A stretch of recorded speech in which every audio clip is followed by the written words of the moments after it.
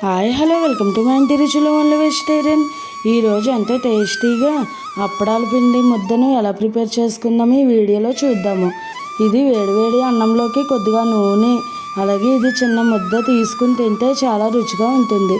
పెళ్ళిళ్ళలో అది కూడా స్పెషల్గా ఇలా అప్పడాల పిండి ముద్దను పెడుతూ ఉంటారు.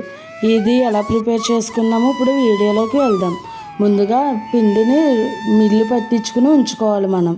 దానికోసం ఒక కప్పు పెసరపప్పు, అలాగే హాఫ్ కప్పు కన్నా తక్కువగా సాయి మినపప్పును తీసుకోవాలి. సాయి మినపప్పు అయినా పర్వాలేదు, మినపగుళ్ళు అయినా పర్వాలేదు. అలాగే ఇప్పుడు మనం సేమ్ పచ్చిమిరపకాయలని తీసుకోవాలి. ఇవి మనకు కిరాణా షాపుల్లో అమ్ముతూ ఉంటారు. ఈ అప్పడాల పిండి ముద్దకి సేమ్ పచ్చిమిరపకాయలే వాడుతూ ఉంటారు. అవైతేనే మనకు ఘాటు బాగా వస్తుంది, బాగుంటుంది కూడాను. ఇప్పుడు ఇవి కూడా పిండిలోనే ఈ పప్పుల్లోనే వేసేసుకుని ఆడించేసుకోవాలి. తర్వాత టేస్ట్కి సరిపడా సాల్టు, అలాగే ఇంగువ, అలాగే ఆయిల్ని కూడా తీసుకోవాలి. ఆయిల్ మనకు పల్లి నూనె కానీ పప్పు నూనె అయితే కానీ బాగుంటుంది. ఇప్పుడు పిండి కలుపుకోవడానికి సరిపడా వాటర్, ఇలా పిండి ఆడించేసుకోవాలి. మనం పెసరపప్పు, మినపప్పు, ఎండుమిర్చి వేసుకుని పిండి ఆడించేసుకుని పెట్టుకోవాలి. తర్వాత ఇందులోకి టేస్ట్కి సరిపడా సాల్ట్ వేసుకోవాలి. అలాగే 1 టీ స్పూన్ వరకు ఇంగువను వేసుకోవాలి. కేజీ లెక్కన అయితే కనుక 1 కేజీ పెసరపప్పుకి ఒక 400 గ్రామ్స్ వరకు మినపప్పును తీసుకుంటే సరిపోతుంది. మినపప్పు వేసుకోవడంలో పిండి జిగురు వస్తుంది. అదే కప్పుల లెక్కన అయితే కనుక 1 కప్పు పెసరపప్పుకి హాఫ్ కప్ కన్నా తక్కువగా మినపప్పు వేసుకుంటే సరిపోతుంది. ఇవన్నీ మిల్లు ఆడించేసుకోవాలి. తర్వాత ఇప్పుడు పిండిలోకి తగినన్ని వాటర్ కొద్దిగా పోసుకుంటూ పిండి ముద్దను కలుపుకోవాలి. ఒక్కసారి ఎక్కువ పోసుకుంటే లూజ్ అయిపోతుంది.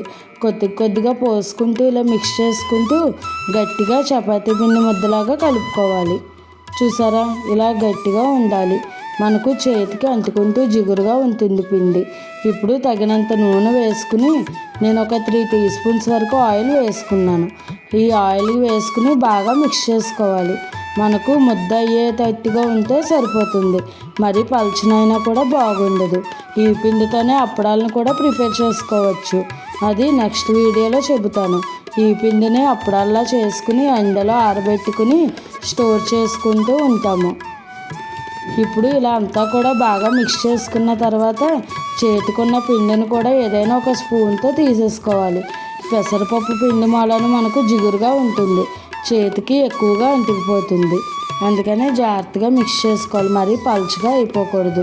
మనం ఇలా కొద్దిగా పిండి తీసుకుని చూస్తే పిండి ముద్ద అవ్వాలి. ఇప్పుడు పర్ఫెక్ట్గా సరిపోయింది. ఇప్పుడు ఈ పిండి ముద్దను మనకు నచ్చిన సైజులో చిన్న చిన్న బాల్స్ లాగా చేసుకుంటే సరిపోతుంది. ఇలా మనం పిండి కలిపేసుకుని స్టోర్ చేసుకుంటే ఒక వారం రోజుల వరకు నిల్వ ఉంటుంది ఫ్రిడ్జ్లో పెట్టుకుంటే. అదే బయట ఉంచుకుంటే కనుక ఒక 3-4 డేస్ వరకు నిల్వ ఉంటుంది.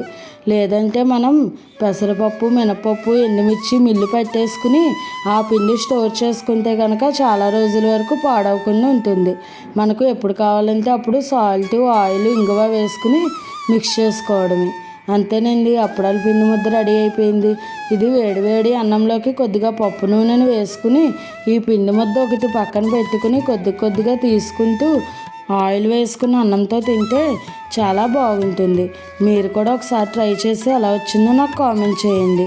అలాగే మరిన్ని మంచి రెసిపీస్ కోసం నా ఛానల్ని ఫాలో అవ్వండి. మీకు ఏమైనా వెజిటేరియన్ రెసిపీస్లో వెరైటీగా, హెల్తీగా, టేస్టీగా, సింపుల్గా కావాలి అనుకుంటే నాకు కామెంట్ చేయండి. అలాగే ఈ రెసిపీ కనుక మీకు నచ్చినట్టయితే లైక్ చేసి, షేర్ చేసి, కామెంట్ చేసి నా ఛానల్ సబ్స్క్రైబ్ చేసుకుని పక్కనే ఉన్న బెల్ ఐకాన్ క్లిక్ చేయడం మర్చిపోకండి. Thanks for watching.